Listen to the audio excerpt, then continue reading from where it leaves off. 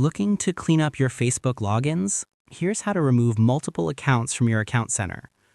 The first thing you need to do is to log in using your credentials.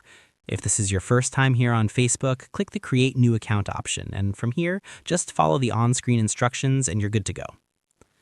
By removing multiple accounts from your Facebook account center, you can better manage fewer accounts. This reduces the risk of forgotten passwords, outdated security settings, and unauthorized access.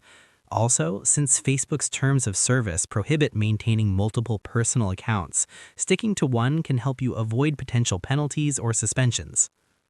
There are two main ways to remove accounts. If you're on a computer, open Facebook in your browser, hover to the upper right corner and click your profile picture. Then go to Settings and Privacy and select Settings.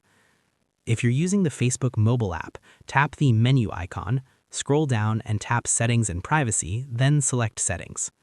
From the main Settings page, click See More in Account Center. This will open the Account Center where all your connected profiles are listed. In the Account Center, go to Profiles to see all the accounts you're currently managing. To remove accounts, scroll down and click Account Settings, then select Accounts. Here, you can add or remove accounts. Removing an account will also remove any profiles managed by that account. For example, if you are managing a YouTube-linked profile, an Instagram profile, and a Facebook profile, you can remove them from this list. If you choose to remove an account, Facebook will ask you to confirm.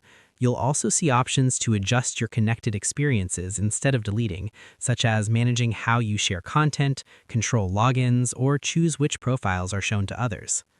And that's how you remove multiple accounts from your Facebook account center. Thank you so much for watching. We will see you again in the next one.